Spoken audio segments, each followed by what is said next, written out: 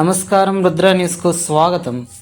కార్మికుల కంటి చూపుల బిడి, చేనేత పవర్ లూమ్ కార్మికుల అండదండగా నిలిచి ఎర్రజెండా భారత కమ్యూనిస్టు పార్టీ సిపిఐ బాటలో అలుపెరగని పోరాటాలు చేసిన సిపిఐ సీనియర్ నాయకులు సామళ్ల మల్లేశం ఆదివారం నాడు సిరిసిల్లలో మరణించడం భారత కమ్యూనిస్టు పార్టీ సిపిఐకి అత్యంత తీరని లోటని సిపిఐ రాష్ట్ర సమితి సభ్యులు హుస్నాబాద్ మాజీ వైస్ ఎంపీపీ గడిపి మల్లేష్ అన్నారు.